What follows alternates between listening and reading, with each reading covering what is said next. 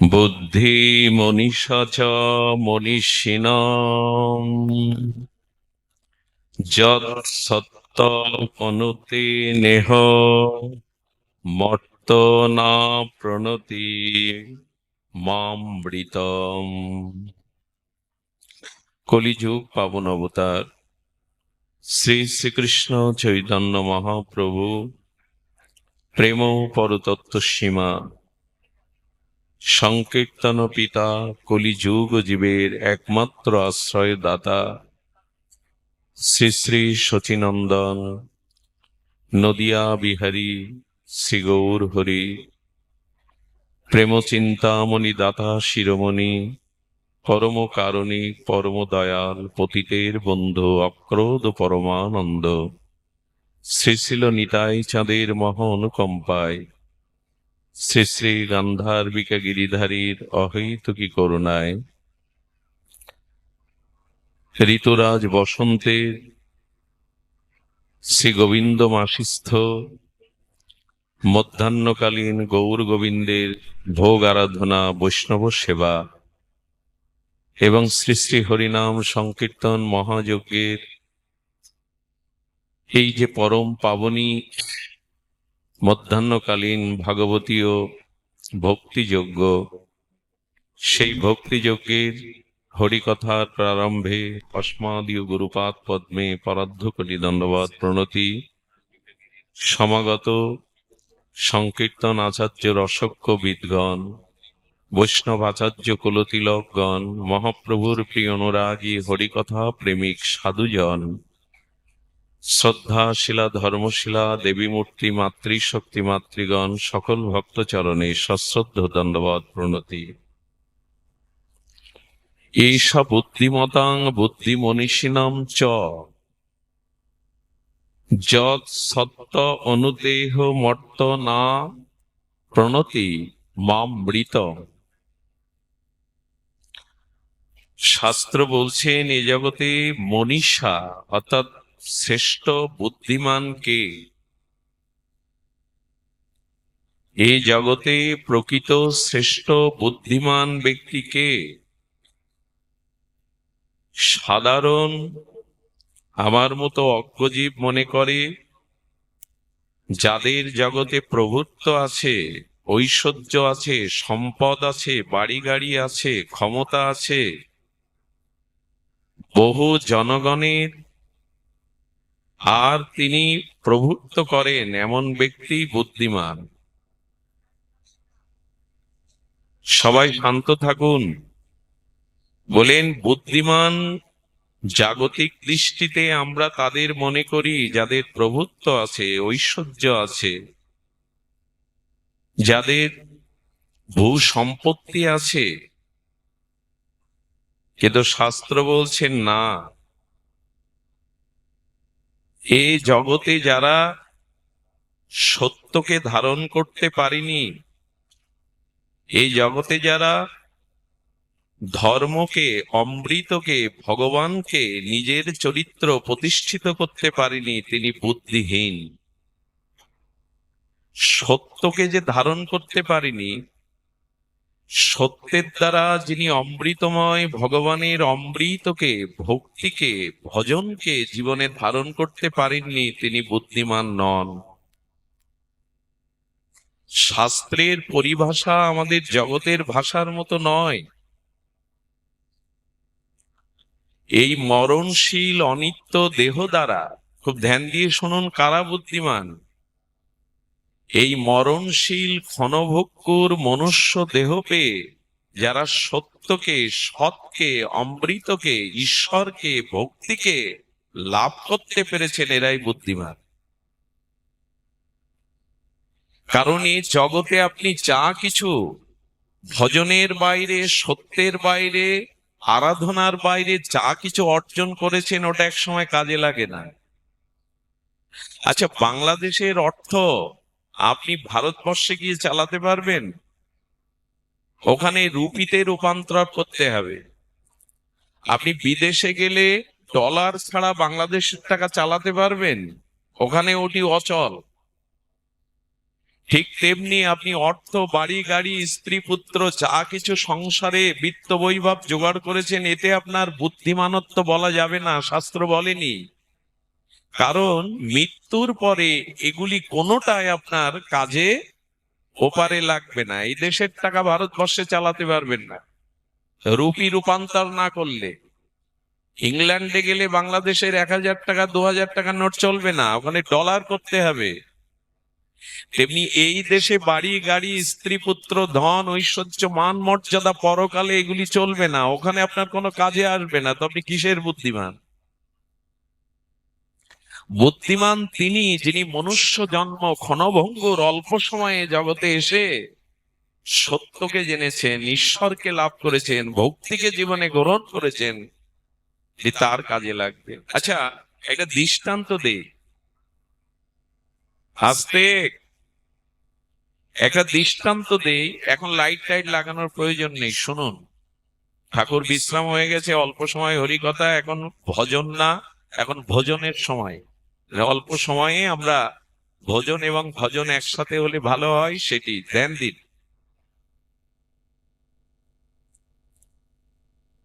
ধ্যান দিন। আমি হাসপাতালে ভর্তি হয়ে আছি, আইসিইউতে।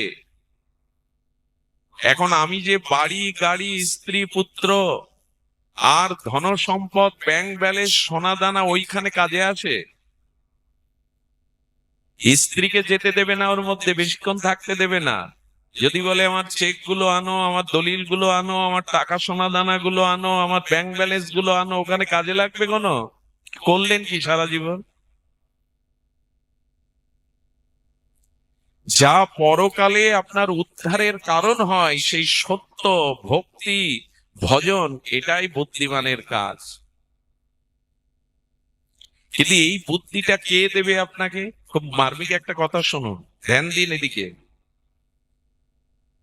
খুব মার্মিক কথা হলো, এই যে ঋতুরাজ বসন্তের শুভাগমন হয়েছে, মৃদুমন্দ দক্ষিণা সমীরণ বইছে, আর প্রকৃতিতে ফুল্ল ফলদলে ফুল ফল মধুগন্ধে আনন্দে বাতাবরণে ভরে গেছে।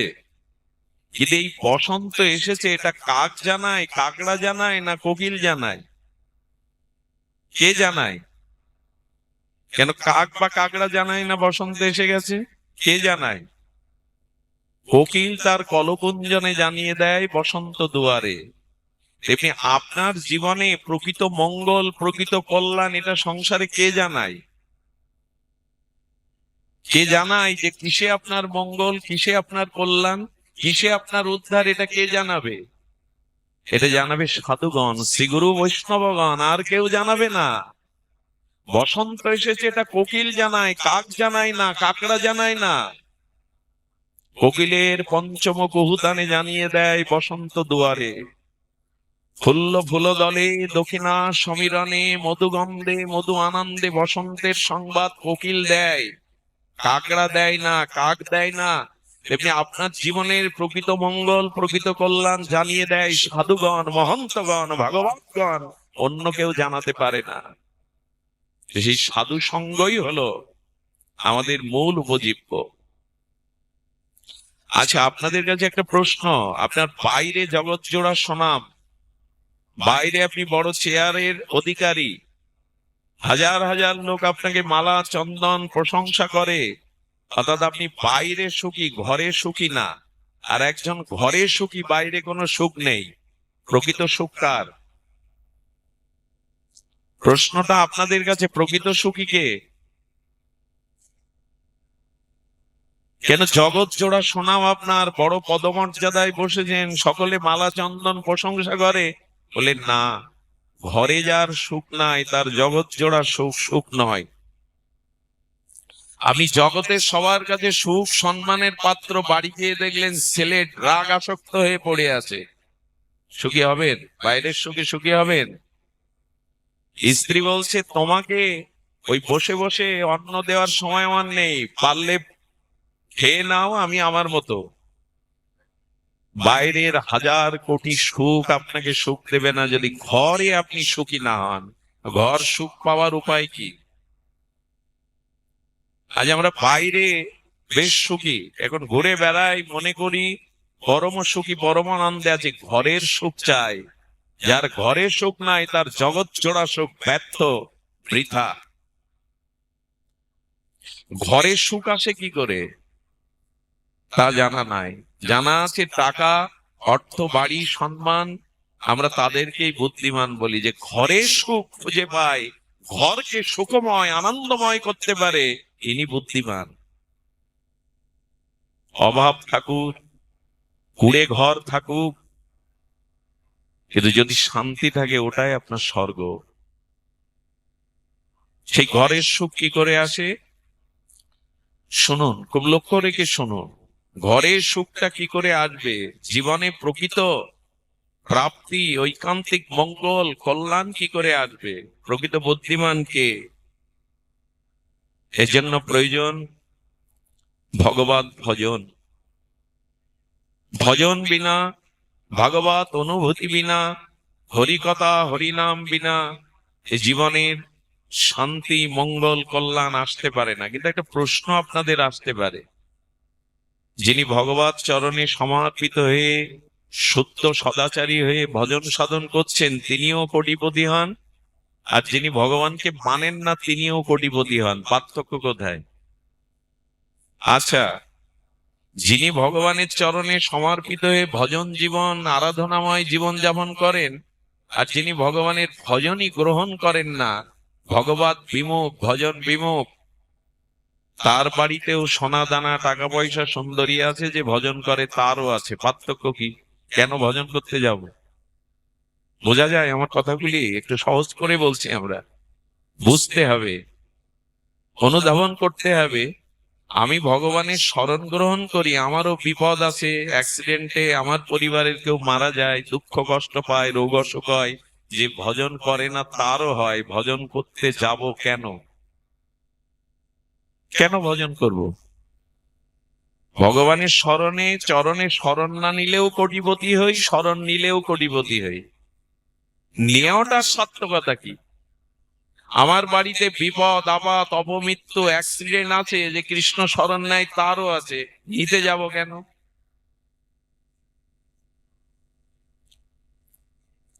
আচ্ছা, এই যে পার্থক্যটুকু, এখন ভজন কেন আমি নিতে যাব, প্রশ্নটা অর্জুন ভগবান শ্রীকৃষ্ণকে করে বসেছে। তোমার চরণে শরণ নেবে কেন? যদি ধনী হতে পারি, মানি হতে পারি, সুখে থাকতে পারি, তো ভজনটা আলাদা কেন নিতে হবে? তোমার চরণে শরণ নিতে হবে কেন? এই প্রশ্ন কি আপনাদের জানার ইচ্ছা আছে? ইচ্ছা তো সকলের আছে, ইচ্ছাটা থাকা চাই। তৃষ্ণা না লাগলে জলের খোঁজ আমরা কেউ করব না। প্রশ্ন না জাগলে আমরা ভগবানকে জানতে পারবো না। পিপাসা চাই তবে তো জলের সন্ধান। জল সামনে আসলেও বলবেন পিপাসা লাগেনি, সরিয়ে যাও। পিপাসা চাই, শোনার আগ্রহ চাই। আরে ভোজন তো একদিন না করলেও বাঁচি, কিন্তু নিঃশ্বাস না নিলে বাঁচবেন একদিন। এবং ভজন একদিন, ভোজনটা 2 ঘন্টা পরেও, কিন্তু ভজনটা হোক, এটাই লাভ। 2 ঘন্টা না খেয়ে থাকলে কারো অসুবিধা হবে কি? না, আপনাদের বলছি না, কারো অসুবিধা হয় না, কিন্তু ভজন না করলে সময়টা, সৎ চিন্তা না করলে সময়টা বৃথা যায়। একটু ধ্যান দিয়ে শুনুন। ভজন কেন করতে যাব? শ্রীকৃষ্ণ অর্জুনকে উত্তর দিচ্ছেন। প্রশ্নটা সুন্দর, তাই আনন্দ পেয়েছেন। উত্তর দিচ্ছেন, তুমি বিড়ালি দেখেছো? বিড়ালি আপনারা দেখেছেন? যে বিড়াল বাচ্চা পাড়ায় তাকে বলে বিড়ালি। বিড়ালি যখন ইঁদুর ধরে তখন ওর গা দিয়ে ওই সুসালো দাঁতের আঘাতে রক্ত ঝরতে থাকে, ছটফট করতে থাকে, একসময় মারাও যায়, যায় কিনা? আবার যখন ওই বিড়ালি তার বাচ্চাকে ওই একইভাবে ঘাড় মোটকে ধরে এক জায়গা থেকে আরেক জায়গায় নিয়ে যায়, তাকেও দেখেছেন নিশ্চয় কেউ না কেউ। তখন ওই সুসালো দাঁত একই মুখ দিয়ে ধরে, তো ওর গা দিয়ে রক্ত ঝরে, তো বাচ্চার গা দিয়ে ঝরে কি? ও ছটফট করে কি মৃত্যু যন্ত্রণায়? ইঁদুরটা যেমন করে। ইঁদুরটা যেমন প্রাণ চলে যায়, ওর প্রাণ সংহার করে নেয় বিড়ালি, বাচ্চাটারও তাই যায় নাকি? কারণ কি? একই দাঁত, একই গাল, একই একই বিড়ালি, 2 রকম পার্থক্য কেন? ভগবান বলছেন কাকে ধরেছে এটা দেখো, দাঁতে কি আছে, ওর গালে কি আছে, ও কে দেখো না, কাকে ধরেছে ওটা দেখো। তেমনি যারা গোবিন্দ চরণে শরণ নেয়, যারা ভগবানের ভজন করে, যারা জীবন যৌবন মনপ্রাণ ভগবানকে দিয়েছে, তাদেরও এই জগতে দুঃখ কষ্ট যন্ত্রণা জরা ব্যাধি মৃত্যু ধরে, আবার যে ভজন করে না তাকেও ধরে। কিন্তু বিড়াল তার বিড়ালি বাচ্চাকে ধরলে যেমন সে আনন্দ পায়, মনে করে মা আমাকে ভালো জায়গায় সুখের জায়গায় রাখছে, সে মরে না, সে যন্ত্রণায় ছটফট করে না, সে রক্তাক্ত হয় না, তেমনি ভজন যিনি করেন তার জীবনে বিপদ আবার দুঃখ মরণ এলেও ভগবত কৃপাতে সে যন্ত্রণা পায় না, সে কষ্ট পায় না, সে ভগবানের করুণা মনে করে, সে ভগবানের কৃপা বা করুণা মনে করে। দৃষ্টান্তটা পুরোপুরি হলো না। আচ্ছা, একজনকে অপারেশন করার আগে অবশ করে কাটলো, আর একজন অপারেশন আগে অবশ করা হয়নি, চেতনা নাশক মেডিসিন ব্যবহার হয়নি, দুইজনেই তো অপারেশন হলো, কাটাকাটি করলো, ব্যথা কেউ উপলব্ধি করে। ভগবত ভজন করলে ভগবান তাকে এমন একটা সহন ক্ষমতা দেন, এমন একটা কৃপা শক্তি দেন, ওই যন্ত্রণার মধ্যেও অবাস করে কাটলে যেমন সে রক্তারক্তি সেলাই বুঝতে পারে না, সেও মনে করে এ আমার গোবিন্দের কৃপায় আমার কর্মফল শেষ হচ্ছে, এতে সে সন্তুষ্ট থাকে। আচ্ছা, আরো দৃষ্টান্ত নিন। একটা পিপিলিকা, তাকে একটা পাথর দিয়ে ছুঁড়ে মারলেন, পিপিলিকাকে পাথর দিয়ে ছুঁড়ে মারলেন, একটা পিপিলিকা এক জায়গায় আছে, সে মরবে কিনা, আঘাত পাবে কিনা? পাবে। তার ওই বুদ্ধি নেই যে এখন আমাকে পাথর ছুটছে, আমি এখান থেকে তাড়াতাড়ি চলে যাই। এটা পাখিকে যদি পাথর মারেন কি হবে? পাথর তো একই, মারছেনও একই, কিন্তু পাখিকে মারলে কি হবে? পাখিকে মারলে উড়ে যাবে। তেমনি ভগবান তাকে এমন বুদ্ধি এমন করুণা দেন, ওই বিপদ আসছে জেনেও সে বিপদ থেকে মুক্ত হওয়ার মতো ভগবান প্রেরণা পায়। বিপদ আসে কিন্তু উপলব্ধি করতে পারে, তাতে সহনশীল থেকে সকারাত্মক চিন্তা নিয়ে সে সেই বিপদ থেকে মুক্ত হতে পারে। আরেকটা দৃষ্টান্ত নিন, খুব মার্মিক দৃষ্টান্ত, শুনলে হৃদয়ে একটা নতুন চেতনা, একটা বিচার আসবে। সেটি হলো, একজন ব্যক্তি চারটে পাথর সমপরিমাণ একই ওয়েটের একই অবয়ব চারটে পাথর রেখেছেন। একটা পাথর অসুস্থ বিকলাঙ্গ বসে থাকা মানুষকে ছুঁড়ে মারলো, সে আঘাত পাবে।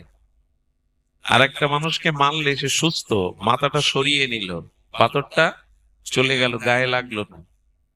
আরেকটি পাথর মারলো যাকে, সে পাথরটা কৌশল করে ধরে আবার আপনার দিকে ছুঁড়ে মারলো। হয় কিনা? বোমাও এরকম একজন ধরে আর একজনকে মারতে পারে যে ছুঁড়েছে। আর একজন ব্যক্তির পাথর ছুঁড়েছে, সে পাথরটা কৌশলে ক্যাচ ধরে নিয়েছে, নিয়ে হাসছে আর ওইদিকে তাকাচ্ছে, ওর মধ্যে ভগবান দেখছেন। কারণ যাকে এই পাথরটা 4 নম্বরে মারা হলো, ইনি ভাস্কর, ইনি পাথর কেটে কেটে ভগবানের মূর্তি বানান। ও পাথরটার মধ্যে কি দেখছে? ভগবানের গিরিরাজ দেখছে, বলে বা এটা কেটে তো ওই পাথরটার যা সাইজ, এটা কেটে আমি গিরিরাজ করতে পারবো। পাথর একই, মারছে একজন ব্যক্তি, সবার অনুভূতি সমান কি? একজন ছোড়া পাথরকে নিয়ে গিরিরাজের বিগ্রহ বানিয়ে দিল, ঘরে দেবতা বানিয়ে রাখলো, ভগবান বানিয়ে রাখলো, আর একজন ক্ষত বিক্ষত হলো। যিনি ভজন করেন তার কাছে দুঃখ বিপদটাও তার কল্যাণ মনে করে, ভগবানের আশীর্বাদ মনে করে, কর্মফল ক্ষয় মনে করে, তার থেকে সে ভক্তি বাড়িয়ে নেয়, আনন্দ বাড়িয়ে নেয়, করুণা বাড়িয়ে নেয়। কথাগুলো কথা না, এটাই জীবন দর্শন। যেমন কুন্তী বিপদ চাইছে কেন? উনি বুঝেছেন যে বিপদ এলেই তোমার কথা মনে পড়বে, তোমাকে স্মরণ হবে, সুখ পেলে ভোগ পেলে তোমায় ভুলে যাব। কুন্তী বিপত্তি চাইছে। আমরা চাই কি? বিপদ দাও, যাতে আপনার কল্যাণ হয়, মঙ্গল হয়, তাই তো চাইবেন। এই জন্য ভগবত চরণে শরণ নিন, তাহলে কি হবে? আচ্ছা, আরো একটা দৃষ্টান্ত দেই। দুগ্ধ বর্তন হয়ে পড়ে যাচ্ছে, মায়েরা কড়াইতে দুগ্ধ জাল দিচ্ছে, যে হাঁড়িতে করে দুগ্ধটা উৎপত্তন হয়ে পড়ে যাচ্ছে, নষ্ট হচ্ছে, আপনি তড়িঘড়ি বিবেক বিবেচনা না করে দুধ নষ্ট হবে বলে হাঁড়িটা ধরতে গেছেন, হাতে ছেঁক খেয়ে পুড়ে গেল, আর ওই যখন তাপ লেগেছে ছেড়ে দিলেন, দুধের হাঁড়ি উল্টে পড়ে গেল। একই হাঁড়ি, একই অবস্থায় আর একজন ব্যক্তি একটা ভাঙা সুতির কাপড় বা নাগড়া নিয়ে ওটা ধরে নামালো, একই পাত্র, একই তাপ। একজনের হাত পড়লো, একজন দুধ নষ্ট করলো, একজনের হাত পড়লো না, দুধটা সুরক্ষিত হলো। ভগবত ভজন করলে ভগবান তাকে এমন বুদ্ধি, এমন কৃপা দান করেন যে ওই অবস্থাতেই যেটা নষ্ট হওয়ার কথা, ধ্বংস হওয়ার কথা, আঘাত পাওয়ার কথা, তাতেও তিনি শান্তি অনুভূতি করেন। বোঝা গেল কি স্মরণ নেওয়া উচিত না না নেওয়া উচিত? না নিলে ওই মানসিক রোগগ্রস্ত হয়ে আমার হলো না, আমার এটা হলো না, আমার ওটা হলো না, ভগবান আমার দিকে কৃপা করে না, যত বিপদ আমার, যত সব আমার, এই বলতে বলতে মানসিক রোগগ্রস্ত হয়ে শেষ হয়ে যায়।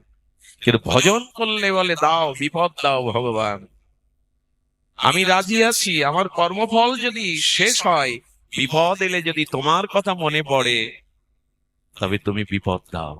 পাথর ছুঁড়ে মারলো, আর সে পাথরটা নিয়ে গিরিরাজের মূর্তি বানিয়ে ঘরে রেখে দিল, ছোড়া পাথর। তেমনি দুঃখ ভক্তের জীবনেও আছে, কিন্তু তার থেকে তিনি নিজ কল্যাণের সামর্থ্য ভগবত কৃপায় পেয়ে যান।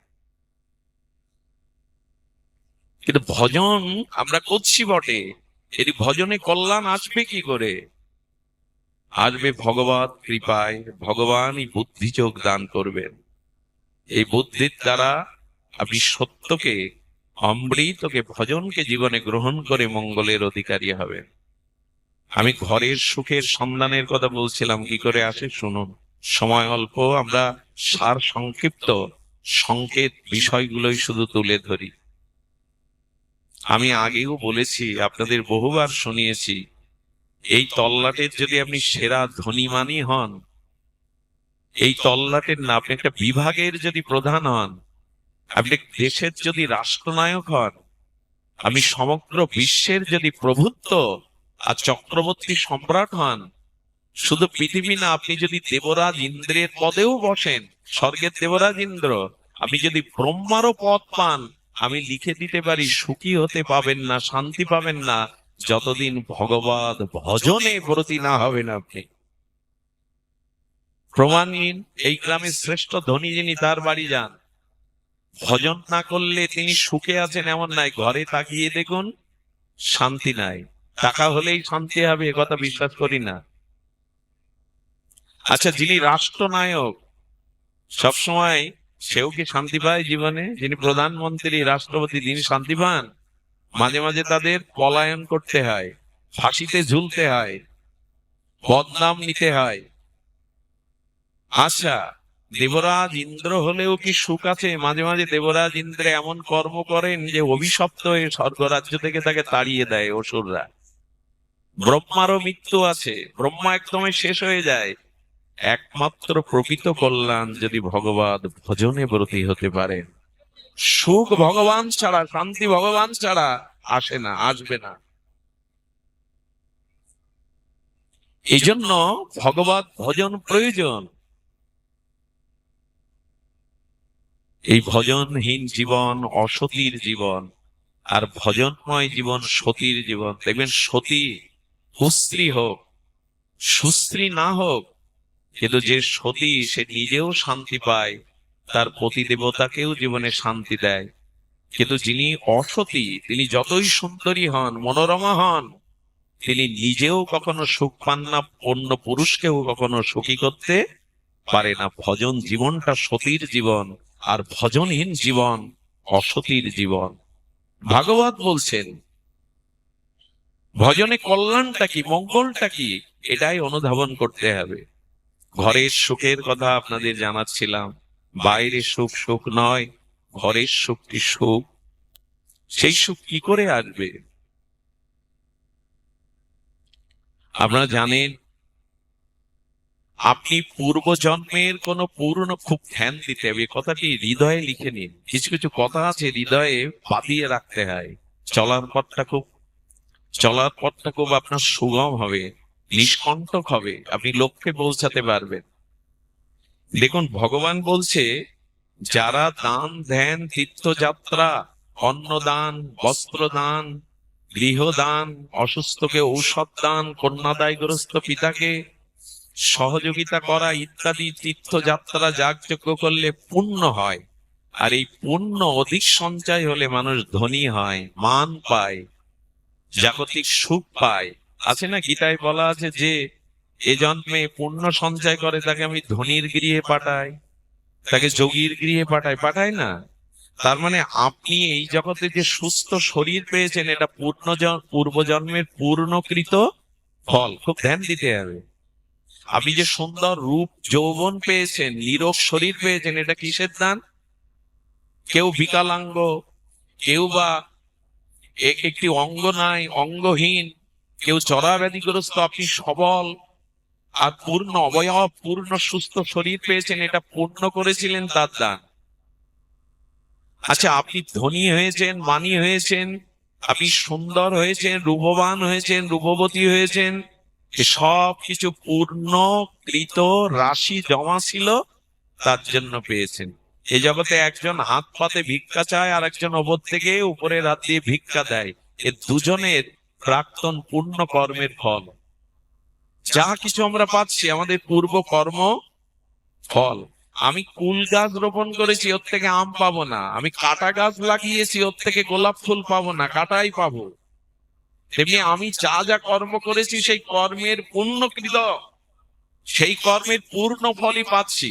আজ আপনি ধনী হয়েছেন, বড়লোক হয়েছেন, সম্মানের অধিকারী হয়েছেন, রূপবান রূপবতী হয়েছেন, সুস্বাস্থ্যের অধিকারী হয়েছেন, আপদ বিপদ কম, সব পূর্ণ ফলের দ্বারা পেয়েছেন। এখন আপনাদের কাছে প্রশ্ন, আজকের অনুষ্ঠানের, আজকের ভাগবতের একটি সার প্রশ্ন, সার জিজ্ঞাসা, সার উত্তর। আপনার জীবনে পূর্ণ বড়, না বর্তমান আপনি সময়টা ভজনে কি অভজনে কাটাচ্ছেন? অর্থাৎ আপনার পূর্ণ বড়, না বর্তমান যে কর্ম করছেন সেটা বড়? খুব চিন্তা করে উত্তর দিতে হবে। পুণ্যের দ্বারাই আপনি সব পেয়েছেন, তো সেই পূর্বকৃত পূর্ণ রাশির দ্বারা যা পেয়েছেন পূর্ণ বড়, না বর্তমান সময়টা আপনি যে কর্ম করছেন সেটা বড়? একটু লক্ষ্য করুন, রূপ পেয়েছি আমি, পূর্ণ ছিল, সুন্দর রূপ পেয়েছি, কিন্তু সেই রূপে বর্তমান যদি আপনি সৎ সুন্দর কর্ম, ভগবত আরাধনা, জ্ঞান, ভক্তি অর্জন না করেন, ওই রূপ যেমন আপনার জীবনে সর্বনাশ ডেকে আনবে, অন্য জনেরও সর্বনাশের কারণ হবে ওই রূপ। বোঝা গেল কথা? পুণ্যের দ্বারা রূপ পেয়েছেন, অথচ বর্তমানে ভগবত ভজন, জ্ঞান, ভক্তি, ভালো কর্ম করছেন না বর্তমান সময়টা, তাতে ওই রূপ যেমন নিজের সর্বনাশ করবে, অন্যকেও সর্বনাশ করাবে। আচ্ছা, আপনি টাকা পেয়েছেন, ধনী হয়েছেন পূর্ণ কর্মের দ্বারা, সেই ধন যদি উদারতার দ্বারা সমাজে মঙ্গল কাজে, ভগবত কাজে, গুরু বৈষ্ণবের সেবায়, মহৎ কাজে না লাগান, ওই ধনই আপনার অহংকারের পতনের কারণ হয়ে দাঁড়াবে। গত পুণ্য বড়, না বর্তমান কর্ম বড়? আবার বলছি আপনাদের, কোনটা বড়? বর্তমান সময়টা আপনি কি কর্ম করছেন তাই বড়। কি মার্মিক কথা আমাদের দার্শনিকরা আলোচনা করেছেন। আচ্ছা, আপনি পাণ্ডিত্য, আপনি বহু শাস্ত্রের উৎপত্তিগত জ্ঞান অর্জন করে আপনি বড় পণ্ডিত, বড় বক্তা, কিন্তু এই বক্তার আসনে বসে মানুষের সম্মান পেয়ে বর্তমান কাজটা ভজন না করে হেলায় ওই সম্মানে ভাসিয়ে দিচ্ছেন। এই পাণ্ডিত্যই আপনার নরকের কারণ হবে, এই সম্মান আপনার পতনের কারণ হবে। তার মানে পুণ্য কর্ম যাই থাক অতীতে, বর্তমান কর্ম যদি আপনি ভগবতময়, জ্ঞানময়, ধর্মময় না করেন, আপনার ওই পুণ্যই আপনার সর্বনাশের। আমরা পেলে মনে করি হ্যাঁ খুব ভালো আছি, কিন্তু বর্তমান কর্ম যদি ভালো না করেন, এদেরকে দৃষ্টান্ত দেই। পুরনো পূর্ণ ফলটা হলো লোহা, আর বর্তমান সৎকর্মটা হলো কাঠ। আচ্ছা, আপনি 10 গ্রাম থেকে 10 মণ লোহা জলে ভাসাতে পারবেন, নদীতে, পুকুরে? কিন্তু 10 মণ না 100 মণ লোহা জাহাজ তৈরি করে, কি 10 মণ জলুই নৌকা তৈরি করে ভাসিয়ে দিন, কি হবে? ভাসবে শুধু না, আপনাকেও ভাসিয়ে ওপারে নিয়ে যাবে। ঠিক তেমনি পুণ্য কর্মটা হলো লোহা, ওই একা ভাসতে পারবে না, ডুবে যাবে। বর্তমান সৎকর্মটাই হলো কাঠ, ওর সাথে জুড়ে দিন সৎকর্মের সাথে, ও তো ডুববে না, বরঞ্চ আপনাকে ভাসিয়ে ওপারে নিয়ে যাবে, ওই পারে নিয়ে যাবে। আপনি বর্তমান কেমন আচরণ করছেন, কর্ম করছেন, এরপরে নির্ভর করছে প্রাক্তন পুণ্য আপনার স্থায়ী হবে কিনা। আচ্ছা, আপনি অনেক আয় করেছেন, ব্যাংক ব্যালেন্স জমি জমা করেছেন, করে বলছেন এবার আর বসে খাবো, এ কথা আপনার মানায়, কারণ আপনার ধন সম্পত্তি সঞ্চয় আছে, আপনি বসে খেতে পারবেন। কিন্তু যার কিছুই নেই, হতচ্ছাড়া ভিখারি, সে যদি ওর মতো বলে বসে খাবো, কি হয় তার? দুদিন পরে রাস্তায় নামতে হবে, ভিক্ষার ঝুলি পাততে হবে, ভিক্ষার জন্য হাত পাততে হবে। তেমনি পূর্ণ কর্ম করেছেন, কিন্তু ওটা যদি ক্ষয় করেন, নূতন অর্জন না করেন, নূতন আয় না করেন, একদিন কি হতে হবে? ভিখারির জায়গায় দাঁড়াতে হবে। এই জন্য পুণ্য কর্মের দ্বারা ধন জন পূর্ণ শরীর রূপ যৌবন পেয়েছেন, কিন্তু বর্তমান কর্মটা যদি ভগবত অর্জন, ধর্ম অর্জন, জ্ঞান অর্জন, ভজন অর্জন না করেন, আগামী দিন এই পুণ্য ফুরিয়ে গেলেই শেষ। না, আমরা ওগুলো পেয়ে কেউ বাড়াবাড়ি করে বসি, এ দেখো আমি কত সুখী, আমার কত ধন, আমার কত রূপ। কিন্তু বর্তমানে আপনি সৎকর্ম করছেন না, ভজন করছেন না, ওগুলো ডুব দেওয়ার দেরি থাকবে না। আর একটা দৃষ্টান্ত দেই, রেলের বগি কতটা থাকে? 50টা ধরুন, 25টা ধরুন, ইঞ্জিন কটা? ইঞ্জিন বাদে বগিগুলো রাখুন, কি হবে মান? যাবে? বগিগুলো আছে, ইঞ্জিন নেই, তো কি হবে? তো বর্তমান ভগবত কর্ম, ভজন কর্মটাই হলো ইঞ্জিন, আর পূর্ণটা হলো বগি। বর্তমান যদি আপনার সৎকর্ম, ভগবত কর্ম না থাকে, তাহলে ওই বগি টেনে নিয়ে যেতে পারবে না। কিন্তু আমরা অর্থ পেলে, যশ পেলে, পাণ্ডিত্য পেলে, রূপ পেলে, ওই পুণ্য কর্মের গর্ভে ভেসে বর্তমান সময়টা নষ্ট করে দিই। এই জন্য ভগবত ভজনের বড় প্রয়োজন। এই ভজন করলে কি হয়, কি হয় জানেন? আচ্ছা, আপনার বাড়ির মধ্যে প্লেট বসানো, বাড়ির মধ্যে কেউ কাকড় ঝিল ধুলো ফেলে দিয়ে এসেছে, আপনি কি করেন? জানেন না কে ফেলেছে, কি করেন? কথা বলুন, কি করেন? পরিষ্কার তো করেন। আপনার বাড়িতে ঝিল খোলা ফেলে আসলে আপনি পরিষ্কার করেন, আর আপনার কানে যখন কেউ পরনিন্দা পরচর্চা ঝিল খোলার থেকে বড় পাপ দেয়, ওটা ঝেড়ে ফেলেন না কেন?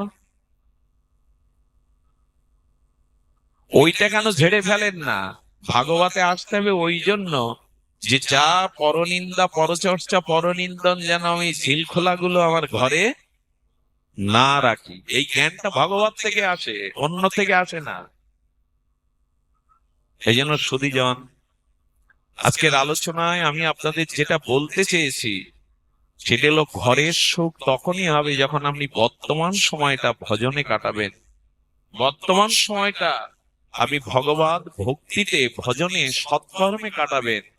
তখনই আপনার জীবনে এই কল্যাণ, এই মঙ্গল অবধারিত হয়ে আসবে।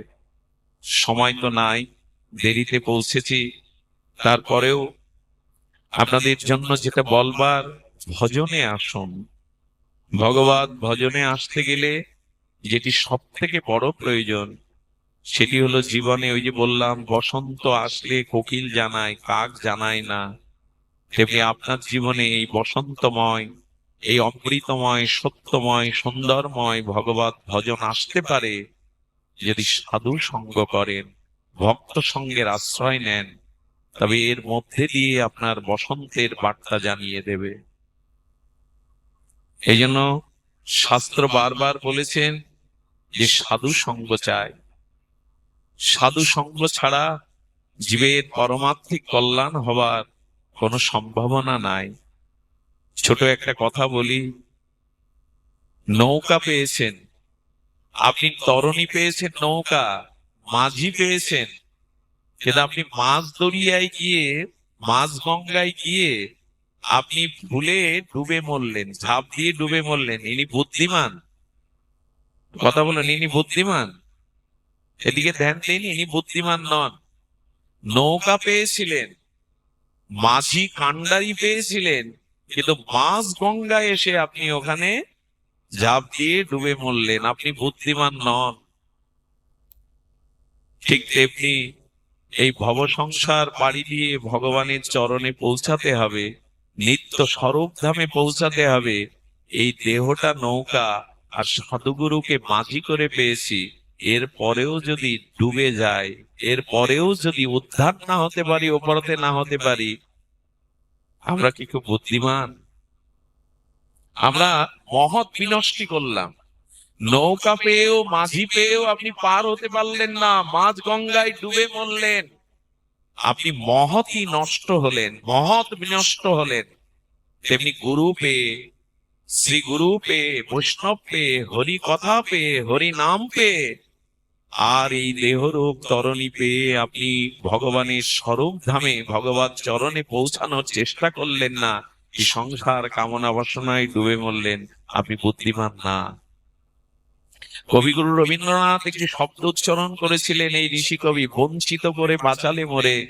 এ সংসারে যত বঞ্চনা আসবে তত বাঁচবেন আপনি। এ সংসার থেকে সবাই যখন দূরে সরে যাবে, বঞ্চনার শিকার হবেন, তখনই আপনি বাঁচবার পথ পাবেন। এই জন্য মাঝে মাঝে সব পাওয়া ভালো না, কিছু কিছু হারানো ভালো।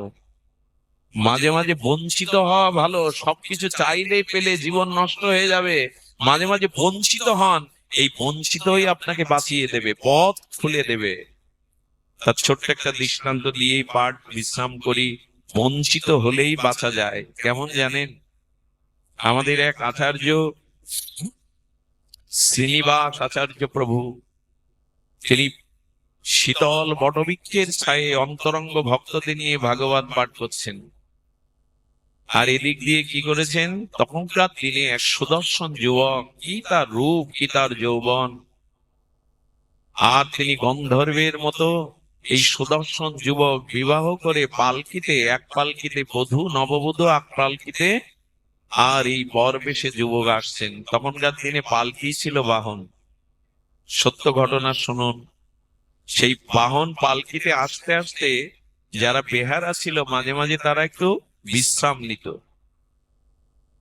আর সৌভাগ্যের কি বলিহারি, শ্রীনিবাস প্রভু যখন সেই জাজি গ্রামে বসে আর শীতল বটের ছায়ায় ভাগবত পাঠ করছেন, ওইখানেই বেহারারা পালকিটা লাগলো, বট গাছের শীতল স্নেহের ছায়া দেখে।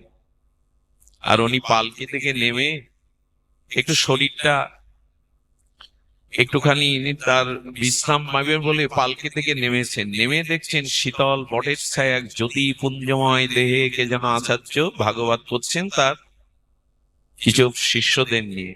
উনি এক পা দুপা করে ওদিকে এগিয়ে যাচ্ছেন, আর এই ভাগবত পাঠ করতে করতে এই সুদর্শন যুবকের দিকে, বর বেশে যুবকের দিকে তাকিয়ে একটু হেসে বললেন, দেখ দেখ, এত সুন্দর সুন্দর যৌবন সম্পদটা কাম কামিনী কামনায় নষ্ট করতে সংসারে চলেছে। এই যৌবনটা, এই সুন্দরটা যদি কৃষ্ণ সেবায় লাগতো। কথাটা তীরের মতো কানে গিয়ে বুকে বিজে গেছে। যদি এই যৌবনটা কৃষ্ণ সেবায় লাগতো। মহাপুরুষের কথা তো, মহাপুরুষের শব্দের মধ্যে একটা শক্তি থাকে, সেই শক্তিটা ওর কর্ণ দিয়ে হৃদয়ে বেঁধে গেছে। যদি ভজনে লাগতো, কৃষ্ণ ভজনে লাগতো। সুধীজন, কথাটা শোনার পরে মনের ভিতরে তোলপাড় হতে লাগলো। এ কথা উনি বললেন কেন? আমি বিবাহ করে বধূকে নিয়ে আজকে ঘরে ফিরছি, উনি বললেন এই সুন্দর যৌবনটা এই কাম কামিনীতে নষ্ট না করে যদি কৃষ্ণ সেবায় লাগতো। যেই কথাটি বলেছেন বর্ষির মতো, লোহার শলাকার মতো হৃদয়ে বিঁধে গেছে। একটা কথাই মানুষের জীবনে পরিবর্তন করতে পারে। কথাটা যিনি বলছেন তিনি যদি ভজনানন্দী মহাপুরুষ হন, তার শব্দের মধ্যে একটা শক্তি সঞ্চার হয়। বাসর রাত, আর কুসুম শয্যায়, বাসর শয্যায় নববধূ অপেক্ষা করছেন, আর তার প্রতি বাসর ঘরে ঢুকে নববধূর মুখের দিকে একবারও চাইলেন না। জানালা খুলে ওই কথাটা যেন ধ্যান করছে, ওই মূর্তিটা যেন ধ্যান করছে। কেন বললেন, এই যৌবনটা কাম কামনায় অভিশাপে নষ্ট না করে যদি কৃষ্ণ সেবায় লাগতো, যেই এই কথাটি বলছেন, উনি ওই কথা ভাবতে ভাবতে চোখ দিয়ে ওনার অশ্রু গড়িয়ে পড়েছে। এই নবপরিণীতা বধূ বাসর রাতে স্বামীর দিকে তাকিয়ে দেখে স্বামী চোখের জল ফেলছে। বাসর রাতে কোনো নববধূর স্বামীর চোখের জল দেখাটা বেমানান। উনি বলছেন, আমি কি আপনার মনের মতো হইনি? আমি কি আপনার জীবনে ব্যথা এবং কষ্টের কারণ হলাম? বললেন, না, তুমি না। এক আচার্য আমাকে এই কথা শোনালেন, সেই কথাটা যেন তীরের মতো আমার বুকে যন্ত্রণা করছে। আমি আমার এই যৌবনটা, এই সৌন্দর্যটা আমি কাম কামনার অভিশাপে বিনষ্ট না করে যদি কৃষ্ণ সেবায় লাগাতাম। উনি বলছেন, ওই কথাটা অনুরণন হচ্ছে, ধ্বনিত হচ্ছে আমার হৃদয়ে। সবাই তো ভাগ্যবতী স্ত্রী পায় না। একটা পুরুষের জীবনে সব থেকে বড় সম্পদ গুণবতী ভাগ্যবতী স্ত্রী পাওয়া। একটা পুরুষের জীবনে রাজ মর্যাদাও বড় পদ নয়, ঐশ্বর্য বড় প্রাপ্তি নেই, যদি গুণবতী একজন স্ত্রী পান, সহধর্মিণী পান। উনি ওনার স্বামীর হাতটা জড়িয়ে ধরে বললেন, আপনার মন বাসর ঘরে নাই, মন আছে ওই আচার্যের চরণে। আমি জোর করে কাউকে পেতে চাই না, আপনাকে এই মুহূর্তে আমি মুক্ত করে দিলাম। আপনি গুরুদেবের চরণে যান, তিনি যে নির্দেশ দেন সেভাবে জীবন গঠন করুন। তবে হ্যাঁ, আমি আপনার প্রতীক্ষায় থাকলাম। এ কথা সবাই বলতে পারে? আহা, যার ঘরে এমন গুণবতী ত্যাগ বৈরাগ্যিনী স্ত্রী আছে, তার জীবন ধন্য। অন্য কিছুর প্রয়োজন জগতে তার নাই। তার সমস্ত মাধুর্যের, তার সমস্ত এই জীবন ধন্য করা সম্পদই হলো তার স্ত্রী। উনি দৌড়ে গেলেন সেই জাজি গ্রামে গিয়ে সেই মহানুভবের আশ্রমের দেখলেন দুয়ার খোলা। এত রাত্রে দুয়ার খোলা কেন? প্রদীপ চালিয়ে দুয়ারের দিকে তাকিয়ে আছে। দুয়ারে দাঁড়ানো এই সদ্য বিবাহিত বাসর ঘর থেকে ছুটে যাওয়া যুবককে বললেন, দুয়ার খোলা আছে, ভেতরে এসো। গুরু গম্ভীর কণ্ঠস্বর পেয়ে ভেতরে গিয়ে বললেন, আমি তোমার প্রতীক্ষায় ছিলাম, আমি জানি তুমি আসবে। এরা তো সাধারণ না, ইনি শ্রীনিবাস আচার্য প্রভু, মহাপ্রভু দ্বিতীয় কলেবর। আমি তোমার প্রতীক্ষায় ছিলাম। পরের দিন দীক্ষা দিলেন, সেবা দিলেন। গুরুদেবের সেবা 1 বছর ধরে প্রাণ ঢালা সেবা করতে লাগলো। সাথে এলো ঠাকুর নরোত্তম। ইনি পরবর্তীতে আমাদের আমাদের ইনি ছিলেন রামচন্দ্র কবিরাজ। যে যুবকের কথা বলছি না, ইনি রামচন্দ্র। নরোত্তম সঙ্গমাগে রামচন্দ্র সঙ্গমাগে নরোত্তম দাস। এই যে পদ্মা গান, ইনি সেই রামচন্দ্র কবিরাজ নামে অভিহিত হয়েছিলেন। 1 বছর পর গুরুদেব বলে, কিরে প্রাণ ঢালা সেবা করিস, বাড়িতে যে সে বাসর ঘরে বধূকে রেখে এলি তার কথা মনে নাই? আরে তার কথা তো স্মরণে নাই। বলে, গুরুদেব আপনার চরণ পেয়েছি, সর্বস্ব তো পেয়েছি, যুগল ভজন পেয়েছি, শ্রী গুরুদেবের আরাধনা পেয়েছি। বলে, না রে, তাকে সেই বাসর ঘরে রেখে আসলি, যা আজ রাতটা ওখানে কাটিয়ে আয়। সে যদি অনুমতি দেয় তবে ফিরে আসিস, যা সংসারে ফিরে যায়। সাধারণ গুরু তো নয়, মহাপ্রভু দ্বিতীয় কলেবার। দুরু দুরু ভয়ে বুকে বলছেন, আবার বাঁধবে না তো? জানি একবার যে অমৃত পায়, সে কি আর চিটে গুড় খেতে যাবে? সে কি আর ওর মধ্যে পড়ে থাকবে?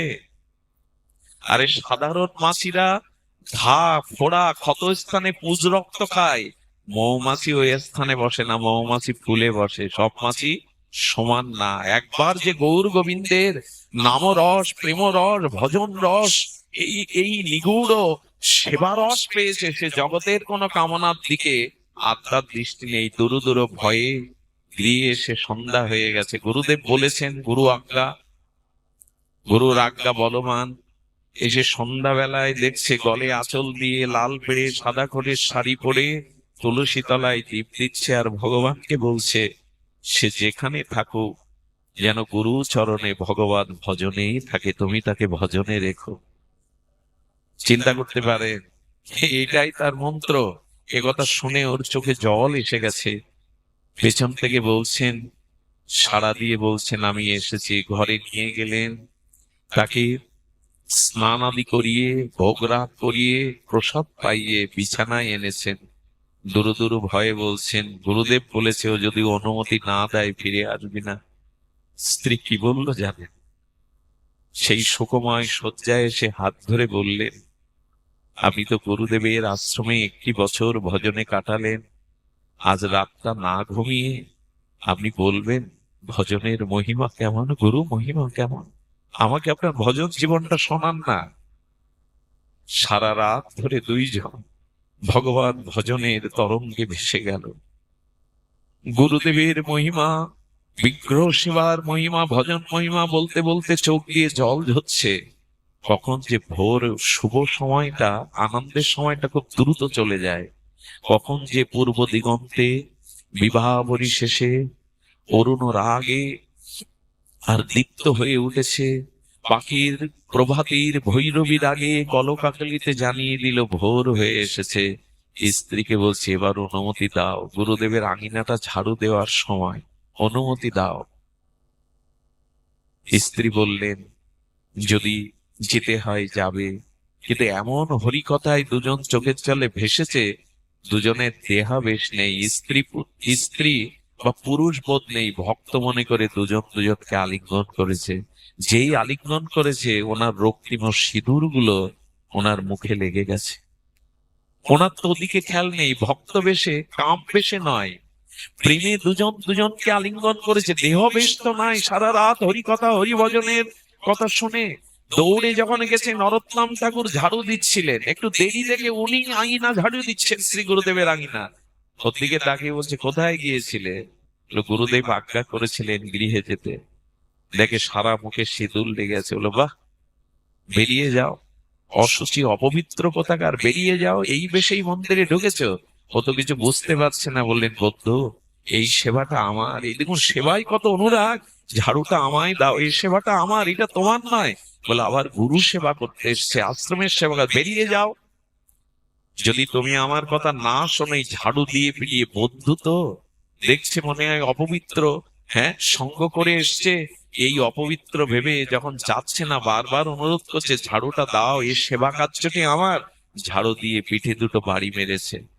মনের কষ্টে নদীর ধারে গিয়ে কাঁদছে আর বলছে, গুরুদেব, কেউ না জানো, আপনি তো জানেন আমি এ দেহে কোনো পাপ করিনি।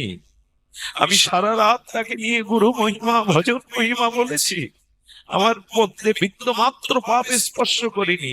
তবে আমিও যাব না, এখানেই জল অন্ন ত্যাগ করে মরে থাকবো যদি তুমি না ডাকো। নরোত্তম ঠাকুর ঝাড়ু দিয়ে তার শ্রী গুরুদেবকে জাগাতে গেছে। কাউকে জাগাতে গেলে চরণে হাত দিয়ে জাগাতে হয়, এটাই নিয়ম ছিল। চরণে হাত দিয়ে যখন জাগাতে গেছে, যখন কাপড়টা তুলতে যাবে, তখন পিঠের দিকে হাত দিলে বলছে, বড় ব্যথা, হাত দিস না। শ্রীনিবাস আচার্য প্রভু বলছেন, বড় ব্যথা, পিঠে হাত দিস না। উঠেই দেখে ঝাঁটুয়ার কাঠিগুলো বিদ্ধ হয়ে আছে শ্রীনিবাস আচার্যের। বলে, প্রভু, কে আপনাকে এভাবে মারলো, কে ব্যথা দিল? গুরুদেব বলছেন, একটু আগে তো তুই পেটালি আমায়। আমি তো পিটিয়েছি রামচন্দ্রকে, অসুস্থ শরীর নিয়ে আশ্রমে এসেছিল, আমি তো আপনাকে মারিনি। একটা কথা বলি, ভগবানের কোন প্রিয় ভক্তকে আঘাত করবেন না, ওই আঘাতটা ভগবানের বুকে গিয়ে রাখবে। ভগবান হলো ভক্তাধীন। একটি সন্তান আঘাত পেলে যেমন মায়ের বুকে সেই আঘাতটা ফিরে আসে, ভক্তকে আঘাত করলে আঘাতটা এই জন্য ভগবান বলছেন, আমাকে যে আঘাত করে আমি ক্ষমাময়, ক্ষমা করি দিই, আমার ভক্তকে যে আঘাত করে তাকে আমি ক্ষমা করি না। এই জন্য শ্রী গুরু গত প্রাণ, না হলে বাসর রাত্রে সুন্দরী বধূকে ছেড়ে গুরু সেবা করতে আসে। ওর আঘাতটা লেগেছে, কাকে মেরেছি সরে? সারা রাত ভগবত ভজন করে ভোরবেলা প্রেমময় ভাবে দুজন পবিত্র এই ভজনানন্দে আলিঙ্গন করেছে। ওর কোনো পাপ দেহাবেশ কাম ছিল না, কাকে মেরেছিস তুই? ভুল বুঝতে পেরে দৌড়ে গেলেন, নরোত্তম চরণে লুটিয়ে পড়লে, সারা রাত স্ত্রীকে পেয়ে যারা ভজন কথা বলে প্রেম আলিঙ্গন দেয়, আমি অপরাধ করেছি, ক্ষমা করে দাও, চরণে লুটিয়ে পড়লে। ডেকে আনলেন আশ্রমে, মনে করলেন এই হাতে আমি গুরুদেবকে ঝাঁটু পেটা করেছি, এই হাত রাখবো না। উনি সন্ধ্যাবেলায় ঘরে দৌড় দিয়ে আগুন জ্বেলেছে, যে হাত দিয়ে আমি ভক্তকে পিটিয়েছি এই হাত, দেখুন পাপ করুন, কোন ভুল করুন, অপরাধ করুন, এটা দোষের না, কিন্তু পাপ করে যদি অনুশোচনা না আসে, হৃদয়ে ব্যথা নাই, কেন ওকে এই কথাটি বললাম, কেন পাপ করলাম, এই অনুশোচনাটা আসলেই পাপ দূর হয়ে যায়। পাপ করার থেকে পাপ করে অনুশোচনা না করা আরো বড় মহাপাপ। অনুশোচনা যদি আসে, জানবেন বিবেক আছে আপনার, এখনো বিবেক নষ্ট হয়নি, ফেরার পথ আছে। এই জন্য উনি অনুশোচনায় দগ্ধীভূত হয়ে হাতটা পোড়াতে গেছেন আগুনে। গুরুদেব দরজায় নক করে বলছেন, এদেশে আমি থাকবো না, এদেশে বিচার নেই। একজন সকালে ঝাড়ু পিটা করে আর রাতে একজন হাত পোড়ায়, ওরে এও কি বুঝিস না, তোর হাত পুড়লে আমার হাত পুড়বে, ব্যথাটা আমার কাছে আসবে। এই হলো শ্রী গুরুদেব। আমাদের এই নোয়াখালীর ডাক্তার রাধা গোবিন্দনাথ 3 লক্ষ নাম করতেন, ছিলেন শিক্ষানবিশ, আর তিনি তার গিরিধারীর সেবা করতেন। একজন সেবককে রেখে উনি কলকাতায় গেছেন। হঠাৎ করে সকালে দেখে বাম চোখটা ফুলে গেছে, আঘাত লাগলে যেমন ফুলে যায়, রক্ত জমে গেছে। উনি টেলিগ্রাম করলেন, তখন তো মোবাইল নাই, বললেন আজ সকালে তার গিরিধারীর সেবা করতে গিয়ে হাত থেকে পড়ে গিয়ে বাম চোখের কোনায় আঘাত লেগেছে, সেই আঘাতটা ওনার ফুটে উঠেছে। এই হলো গুরুগত প্রাণ, এই হলো ভগবৎগত প্রাণ। এই জন্য গুরুদেব বললেন, পোড়াস না হাত, ও হাতটা তো আমার পড়বে। আমি বলেছিলাম ঘর কি করে সুখী হয়, বাইরের সুখ সুখ নয়, ঘরের সুখ সুখ। সেটা মহানম্রত ব্রহ্মচারী বললেন, ইটের পরে ইট দিও না, মাঝখানে সিমেন্ট দাও, নাহলে দাঁড়াবে না। আর এই সবজি রান্না করো, একটুখানি লবণের অভাবে ওটা আস্বাদ্য হবে না, লবণ দাও। মাঝখানে ইটের মাঝখানে সিমেন্ট দাও, নাহলে দাঁড়াবে না। তেমনি যে ঘরে ভজন নাই, গুরু ভজন, গোবিন্দ ভজন, হরি নাম, বৈষ্ণব সেবা নাই, সে ঘর কখনো শান্তির হতে পারে না, সে ঘর কখনো সুখের হতে পারে না। আসুন আমরা এখান থেকে যা সংগ্রহ করি, অর্জন করি, আয় করি, সেটা যেন ঘরে নিয়ে যায়, ঘরে নিয়ে সবার মধ্যেই এই চেতনা জাগানোর চেষ্টা করি। কারণ বাইরের শান্তি শান্তি নয়, ঘরের শান্তি শান্তি। গতকাল মহাশিবরাত্রি, গোস্বামী মতে ব্রত গেল। গতকাল ছিল প্রায়ত এই ভারত ভূখণ্ডে নয়, এই ব্রহ্মাণ্ডে এমন বৈষ্ণব সেবার মূর্তি আর আসেনি, এমন ত্যাগ বৈরাগ্য নাম নিষ্ঠ, নিতাই কৃপানিষ্ঠ, করুণানিষ্ঠ আর আসেনি। গতকালই ছিল প্রাতঃস্মরণীয় বন্দনীয় চরণ অষ্টতর শ্রী ছিল মুরারি মোহন দাস বাবাজি মহারাজের আবির্ভাব তিথি। তারই শিষ্যগণ আজ ভোগরাগ করলেন। আজ মহাপ্রভুর ভোগরাগের অন্তে আপনারা এখন প্রসাদ পাবেন। আর এইখান থেকে যেটা সংগ্রহ করলেন, অর্জন করলেন, সেটা ঘরে ফিরিয়ে নিয়ে পুরনো পূর্ণের দোহাই না দিয়ে বর্তমান যতটুকু সময় আমাদের হাতে আছে, আয়ু আছে, ততটুকু সময় ভজনে, সৎকর্মে, সাধু সঙ্গ কাটান। কারণ এই সম্পদটাই যুক্ত হয়ে আপনার জীবনকে মঙ্গলময়, শান্তিময় করবে। জয় শ্রী রাধে, জয় নিতাই গৌর হরি বল। আপনারা প্রসাদ পাবেন, সকলে প্রসাদ পেয়ে যাবেন। যারা আজকের অনুষ্ঠানের আয়োজন করেছেন, যারা